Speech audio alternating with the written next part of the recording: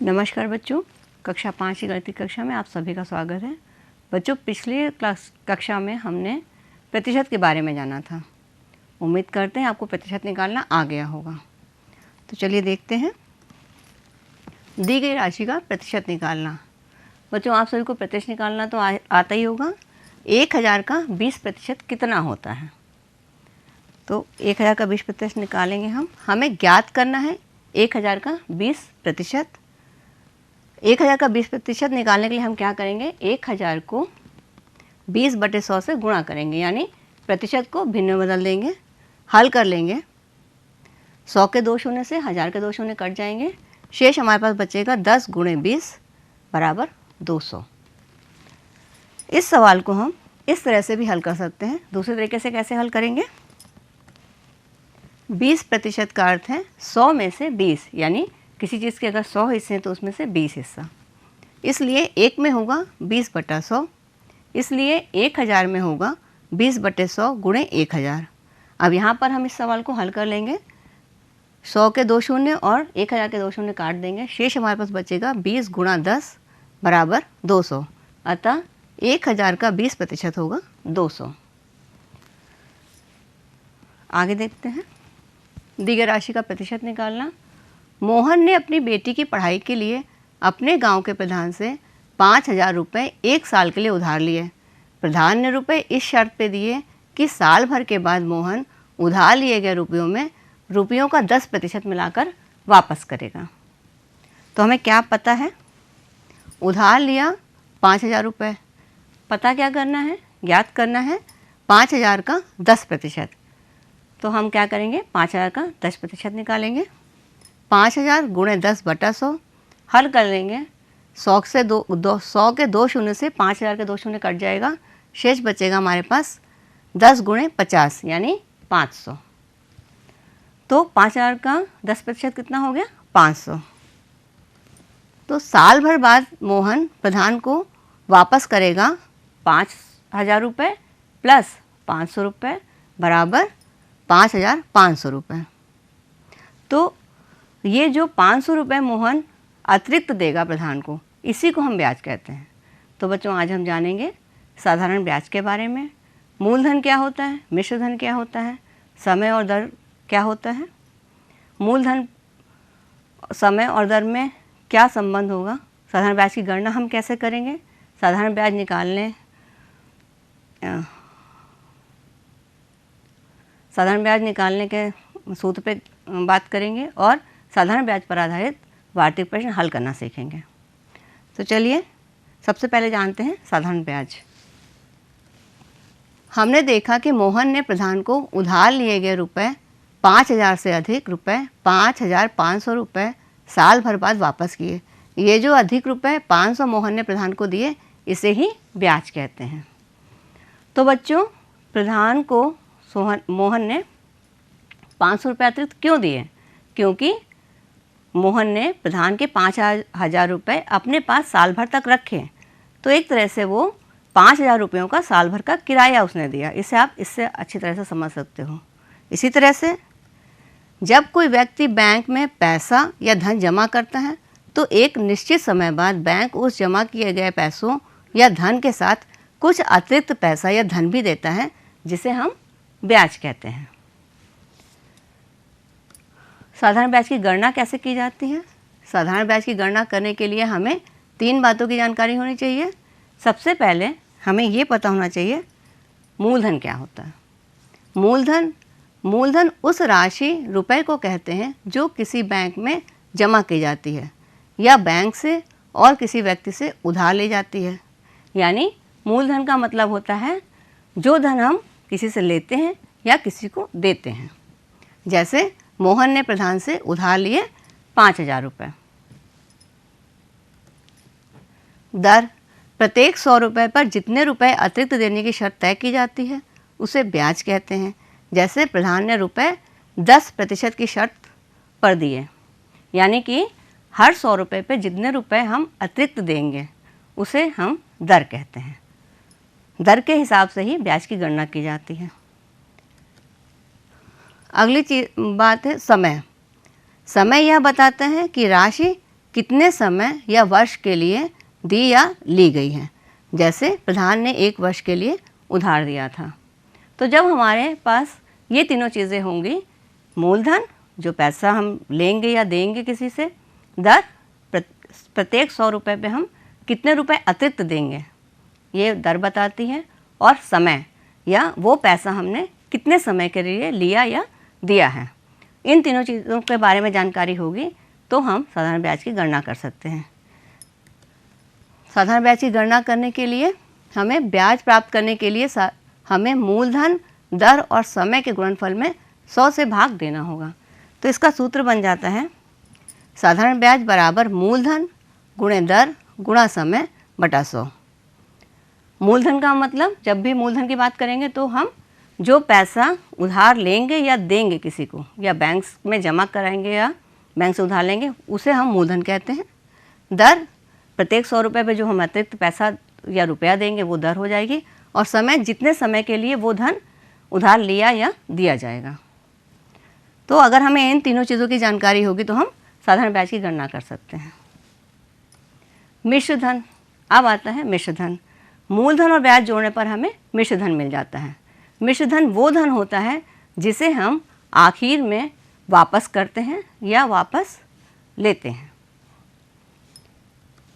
मिश्र धन बराबर होता है मूलधन या प्लस ब्याज, यानी मूलधन में अगर हमने ब्याज जोड़ दिया तो हमें मिश्र धन मिल जाएगा। जैसे साल भर बाद मोहन ने प्रधान को वापस किया 5000 प्लस 500 रुपये बराबर 5500 रुपये। इसमें मूलधन है 5000, ब्याज है 500 और मिश्र धन कितना हो गया 5500 रुपये। अब देखते हैं कुछ उदाहरण। पहले उदाहरण 1 देखेंगे। साधारण ब्याज और मिश्र धन बताइए। मूलधन बराबर 200 रुपये, ब्याज की दर 6% वार्षिक, समय 1 वर्ष। सबसे पहले हम क्या करेंगे, सूत्र लिख लेंगे। सूत्र में लिख लिया साधारण ब्याज बराबर मूलधन गुणे दर गुणा समय बटा 100। अब इसका हम मान रख देंगे। मूलधन कितना हमारे पास 200 रुपये, मूलधन के स्थान पर हमने लिख दिया 200 रुपये। दर कितनी है 6%, 6 लिख दिया दर के स्थान पर। समय कितना है 1 वर्ष, हमने 1 लिख दिया समय के स्थान पे, और बटे 100। इसे हल कर लेंगे।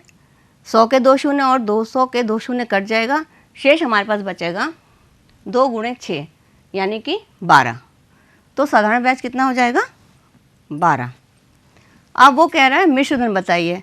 मिश्र धन यानी कि मूलधन प्लस साधारण ब्याज जोड़ देंगे। मूलधन है 200 रुपये और ब्याज निकला है 12 रुपये। 200 प्लस 12 बराबर 212 रुपये, तो मिश्र धन हो जाएगा 212 रुपये। अगला उदाहरण देखते हैं। साधारण ब्याज और मिश्र धन बताइए। मूलधन बराबर 800 रुपये, ब्याज की दर 5% वार्षिक, समय 2 वर्ष। गणना करेंगे। सबसे पहले हम सूत्र लिखेंगे। साधारण ब्याज बराबर मूलधन गुणे दर गुणा समय बटा 100। मान रख देंगे। मूलधन बराबर 800 रुपये, दर बराबर 5% वार्षिक, समय बराबर 2 वर्ष। तो हमने यहाँ पर मान रख दिया मूलधन 800, दर 5, समय 2 बटा 100 से हल कर लेंगे। 100 के 2 शून्य से 800 के 2 शून्य कट जाएंगे, शेष बचेगा हमारे पास 8 गुणे 5 गुणे 2 यानी 8 5 40 और 40 दूना 80। साधारण ब्याज क्या निकला 80। अब मिश्र धन क्या निकलेगा। मूलधन हमारे पास है 800 रुपये और ब्याज है 80 रुपये। दोनों को जोड़ देंगे। 800 प्लस 80 बराबर 880 रुपये, यानी मिश्र धन हो जाएगा 880 रुपये। अगला उदाहरण देखते हैं। साधारण ब्याज पर आधारित वार्षिक प्रश्न। यदि 100 रुपये का 1 वर्ष का ब्याज 4 रुपये है तो 6 वर्ष का ब्याज कितना होगा। मूलधन कितना हो गया 100 रुपये, ब्याज की दर 4% वार्षिक, समय 6 वर्ष। तो हम पहले सूत्र लिख लेंगे। साधारण ब्याज बराबर मूलधन गुणे दर गुणा समय बटा 100। मान रख देंगे। मूलधन कितना है 100 रुपये, मूलधन के स्थान पे 100 रुपये। दर कितनी है 4%, 4 लिख देंगे दर के स्थान पे। समय कितना है 6 वर्ष, समय के स्थान पे 6 बटा 100। अब इसे हम हल कर लेंगे। 100 के 2 शून्य और 100 के 2 शून्य कट जाएंगे, शेष हमारे पास बचेगा 4 गुणा 6 यानी 6 चौक 24। साधारण ब्याज आ गया हमारा 24। अतः 100 रुपये पर 6 वर्ष का ब्याज 24 रुपये होगा। साधारण ब्याज पर आधारित वार्षिक प्रश्न 2। जनार्दन ने राजवीर से 15% वार्षिक ब्याज की दर से 500 रुपया उधार लिया। 5 वर्ष बाद जनार्दन राजवीर को कितने रुपए वापस करेगा? तो इसमें आप देख रहे हो सवाल में 2 प्रश्न पूछे हैं। पहला तो जनार्दन ने राजवीर से 15% वार्षिक ब्याज की दर से 500 रुपया उधार लिया। फिर वो पूछ रहा है 5 वर्ष बाद जनार्दन राजवीर को कितने रुपए वापस करेगा। तो जब हमें ये पता करना है कि कितने रुपए वापस करेगा, यानी हमें निकालना है मिश्र धन। मिश्र धन के लिए हमें क्या चाहिए? मूलधन प्लस ब्याज। तो हमें ब्याज की गणना करनी होगी सबसे पहले। तो चलिए हम सबसे पहले ब्याज की गणना करते हैं। तो साधारण ब्याज बराबर हमें पता है मूलधन गुणे दर गुणा समय बटा 100। मान रखा हुआ है 500 गुणे 15 गुणे 5 बटा 100। हल करेंगे 500 के 2 शून्य और 100 के 2 शून्य कट जाएगा, शेष हमारे पास बचेगा 5 गुणे 15 गुणे 5 से हल करेंगे। 5 और 15 बचे 75। अब 5 से 75 को गुणा कर देंगे। 5 25 का 5 हासिल आएगा 2, 5 7 35, 36 37, यानी साधारण ब्याज हो जाएगा 375। अब ये पता करना है कि जनार्दन ने राजवीर को कितने रुपए वापस किए, यानी मिश्र धन। तो मिश्र धन बराबर होता है मूलधन प्लस ब्याज। मिश्र धन बराबर 500 हमारा मूलधन है और ब्याज हमारा कितना निकला? 375। तो ये मूलधन हमने लिख दिया 500 और 375 हमने ब्याज लिख दिया। जोड़ देंगे, इकाई में इकाई जोड़ेंगे। 0 में 5 जोड़ा 5 आ गया, दहाई में दहाई, 0 में 7 जोड़ा 7 आ गया, सैकड़े में सैकड़ा, 5 में 3 जोड़ा 8 आ गया, यानी 875 रुपये। 5 वर्ष बाद जनार्दन राजवीर को 875 रुपये वापस करेगा। अगला प्रश्न देखते हैं। मथुरा ने दुकान खोलने के लिए 16,000 रुपये बैंक से 10% वार्षिक ब्याज की दर पर ऋण या उधार लिया। 2 वर्ष बाद उसे बैंक को कितने रुपए वापस करने होंगे? यदि मथुरा के पास इस समय 15,000 रुपये हैं तो ऋण या उधार चुकाने के लिए उसे कितने रुपए और चाहिए?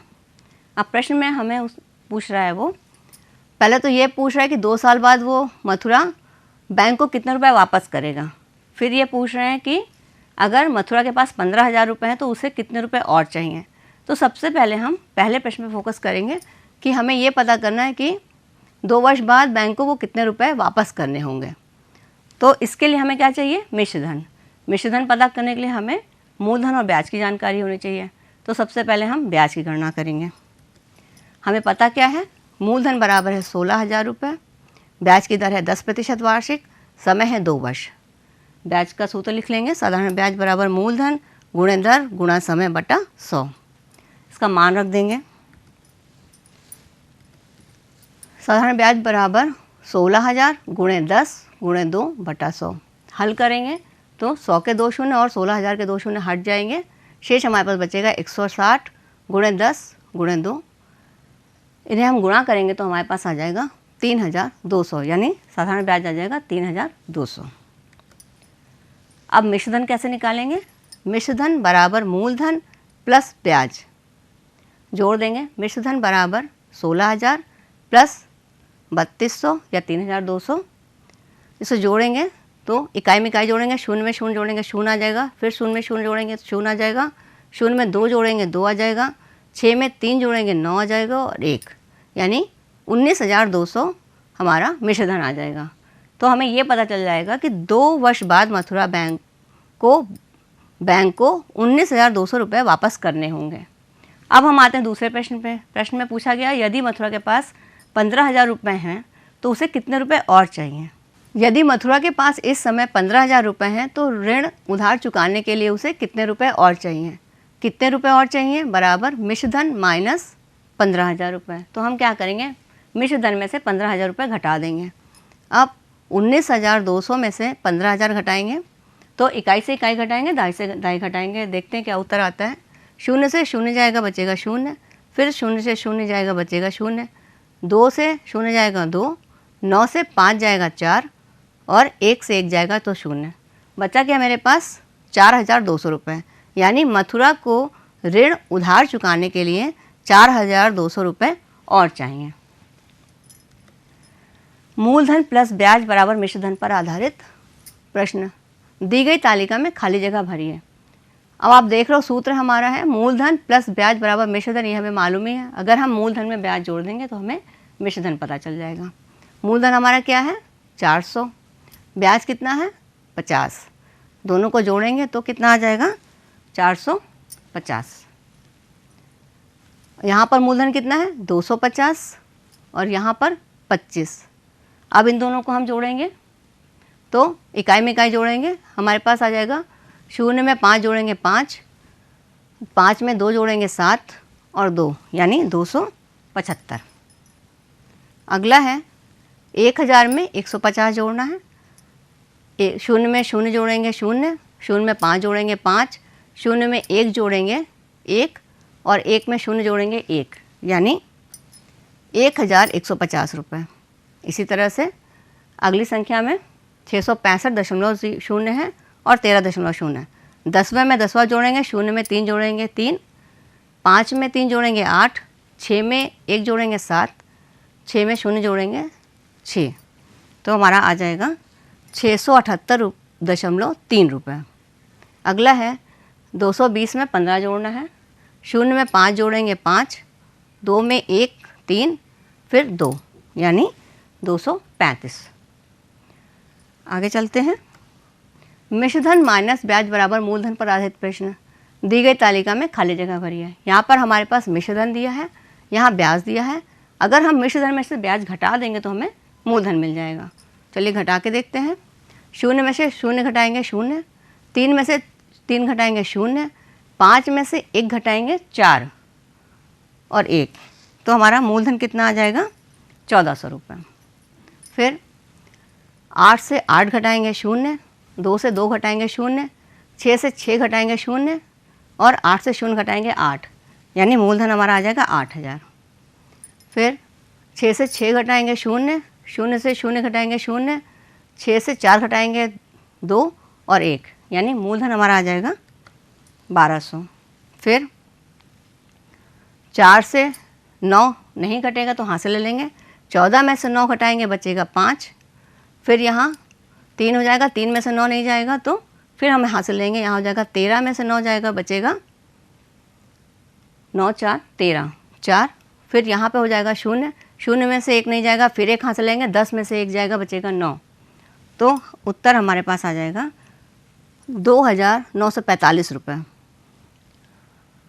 अगली संख्या है 156.23 में से 47.23 घटाना है। 3 से 3 जाएगा 0, 2 से 2 जाएगा 0, 6 से 7 नहीं जाएगा तो हम हासिल लेंगे, 16 में से 7 जाएगा 9, फिर यहाँ 4 में से 4 जाएगा 0 और 1, तो मूलधन हमारा हो जाएगा 109 रुपये। मिश्रधन माइनस मूलधन बराबर ब्याज। दी गई तालिका में हमारे में खाली जगह भरनी है। यहाँ पर दिया है मिश्रधन और यहाँ मूलधन। अगर हम मिश्रधन में से मूलधन घटाएंगे तो हमें मिल जाएगा ब्याज। घटा के देखते हैं। 2 में से 0 जाएगा 2, 3 में से 0 जाएगा 3, 4 में से 0 जाएगा 5, 4 में से 4 जाएगा 0 यानी 532 रुपये। यहाँ पर 2 से 0 जाएगा 2, 3 से 0 जाएगा 3, 0 से 7 नहीं जाएगा, एक हाथ से ले लेंगे, 10 से 7 जाएगा 3 और 5 से 5 जाएगा 0 यानी 332 रुपये। फिर 9 से 0 जाएगा 9, 7 से 0 जाएगा 7, 2 से 6 नहीं जाएगा, एक हाथ से लेंगे, 12 से 6 जाएगा 6 और 7 से 7 जाएगा 0 यानी 679 रुपये। फिर 6 से 0 जाएगा 6, 1 से 0 जाएगा 1, 1 से 5 नहीं जाएगा, एक हाथ से लेंगे, 11 से 5 जाएगा 6 और 4 से 4 जाएगा 0 यानी 616 रुपये। फिर 7 से 0 जाएगा 7, 9 से 0 जाएगा 9, 8 से 0 जाएगा 8 और 7 से 7 जाएगा 0 यानी कि 897 रुपये। तो बच्चों आज हमने क्या क्या सीखा। जो धन जमा किया जाए या उधार लिया जाए तो वह धन मूलधन होता है। वह राशि जो प्रति सैकड़े प्रतिशत मूलधन पर निर्धारित होती है उसे ब्याज की दर कहते हैं। दर के अनुसार मूलधन पर ब्याज लगाया जाता है। मूलधन पर ब्याज लेने या देने के लिए वार्षिक या मासिक अवधि को समय कहते हैं। किसी निश्चित समय या अवधि के बाद मूलधन पर प्राप्त हुआ अतिरिक्त धन ब्याज होता है। साधारण ब्याज बराबर मूलधन गुणे दर गुणा समय बटा 100। साधारण ब्याज में आप देख रहे हो कि हमें 3 चीज़ें पता हो तो हम चौथी चीज़ निकाल सकते हैं। यदि हमें साधारण ब्याज पता हो, मूलधन पता हो, दर पता हो तो हम समय की गणना कर सकते हैं। यदि हमें साधारण ब्याज पता हो, मूलधन पता हो और समय पता हो तो हम दर की गणना कर सकते हैं। और यदि हमें साधारण ब्याज पता हो, दर पता हो और समय पता हो तो हम मूलधन की गणना कर सकते हैं। मिश्रधन बराबर मूलधन प्लस ब्याज, या मूलधन बराबर मिश्रधन माइनस ब्याज, या ब्याज बराबर मिश्रधन माइनस मूलधन। फिर दिए गए सवाल में मूलधन, ब्याज तथा मिश्रधन ज्ञात करना। तो आइए देखते हैं बच्चों, आज हम लोगों ने क्या क्या सीखा। आओ परखें अपना ज्ञान। ब्याज की गणना कीजिए। मूलधन बराबर है 1500 रुपये, दर है 4% वार्षिक और समय है 2 वर्ष। सबसे पहले हम सूत्र लिख देंगे। साधारण ब्याज बराबर मूलधन गुणे दर गुणा समय बटा 100। मान रख देंगे। मूलधन के स्थान पर 1500 रुपये, दर के स्थान पर 4, समय के स्थान पर 2 बटे 100। इसे हल कर लेंगे। 1500 का 2 शून्य और 100 का 2 शून्य कट जाएगा, शेष बचेगा हमारे पास 15 गुणे 4 गुणे 2। इसे गुणा कर देंगे। 15 चौके 60 और 60 दूना 120, तो हमारा आ गया 120। साधारण ब्याज की गणना कर ली हम लोगों ने, ये आ गया हमारा 120 रुपये। अगला सवाल देखते हैं। ब्याज की गणना कीजिए। मूलधन बराबर 2100 रुपये, मिश्रधन बराबर 2250 रुपये। अब जैसा कि हम जानते हैं हमारे पास है मूलधन और मिश्रधन, हमें पता करना है ब्याज, तो हम ब्याज का सूत्र लिख लेंगे। ब्याज बराबर होगा मिश्रधन माइनस मूलधन। मिश्रधन लिख देंगे 2550 रुपये और मूलधन लिख देंगे 2100 रुपये। इसे हम घटा देंगे। शून्य में से शून्य जाएगा, शून्य बचेगा। 5 में से शून्य जाएगा, 5 बचेगा। 5 में से 1 जाएगा, 4 बचेगा। 2 में से 2 जाएगा, शून्य बचेगा, यानी 450 रुपये। तो साधारण ब्याज हमारा आ जाएगा 450 रुपये। सुजीत ने अपना घर बनवाने के लिए बैंक से 2 लाख रुपए 2% वार्षिक ब्याज की दर से उधार लिया। बताइए 3 वर्ष बाद सुजीत बैंक को कितना धन लौटाएगा। तो प्रश्न में हमें क्या क्या चीज़ें पता है। मूलधन 2 लाख रुपए, दर 2% और समय 3 वर्ष। तो हम साधारण ब्याज की गणना कर लेंगे। साधारण ब्याज बराबर मूलधन गुणे दर गुणा समय बटा 100। मान रख देंगे। मूलधन कितना हमारा 2 लाख रुपए, मूलधन के स्थान पर हमने लिख दिया 2 लाख रुपए। दर कितनी है 2% वार्षिक, हमने 2 लिख दिया। समय कितना है 3 वर्ष, यहाँ 3 लिख दिया बटे 100। इसे हम हल कर लेंगे। 100 के 2 शून्य और 2 लाख के 2 शून्य कट जाएंगे, शेष हमारे पास बच जाएगा 2000 गुणे 2 गुणा 3। इसे हम गुणा करेंगे। 2 दूना 4, 4 तियाँ 12 और उसके बाद 3 शून्य यानी 12,000। साधारण ब्याज क्या हो गया 12,000 रुपये। मिश्रधन बराबर मूलधन प्लस ब्याज। अब मिश्रधन हमारा क्या है 2 लाख रुपए और मिश्रधन हमारे निकालने के लिए हम क्या करेंगे, मूलधन में ब्याज जोड़ देंगे। मूलधन हमारा है 2 लाख रुपए प्लस 12,000 रुपये। इसे हम जोड़ देंगे। शून्य में शून्य जोड़ेंगे, शून्य आएगा। फिर शून्य में शून्य जोड़ेंगे, शून्य आएगा। शून्य में शून्य जोड़ेंगे, शून्य आएगा। फिर शून्य में 2 जोड़ेंगे, 2 आएगा। शून्य में 1 जोड़ेंगे, 1 आएगा। और फिर 2 में शून्य जोड़ेंगे, 2 आएगा। तो 3 वर्ष बाद सुजीत बैंक को 2,12,000 रुपये वापस करेगा। तो बच्चों आप प्रोजेक्ट कार्ड नोट कर लीजिए। यदि आप अपनी बचत के कुछ पैसे अपनी माँ को घर खर्च के लिए 5% वार्षिक ब्याज पर 1 वर्ष के लिए देते हैं तो पता लगाइए कि साल भर बाद माँ आपको कितने रुपए वापस करेगी। गृह कार्य नोट कर लीजिए। गिनतारा की प्रश्न संख्या 99 पर अंकित सवाल हल कीजिए। कार्य पुस्तिका की प्रश्न संख्या 89 से 93 तक सवाल आपको हल करने हैं। तो बच्चों उम्मीद करते हैं आज का पाठ आपको रुचिपूर्ण लगा होगा। फिर मिलते हैं हम अपनी अगली कक्षा में, जिसमें हम आपको बताएंगे त्रिभुज के बारे में। तब तक के लिए आप सभी को ढेर सारा आशीर्वाद और बहुत सारा प्यार। धन्यवाद।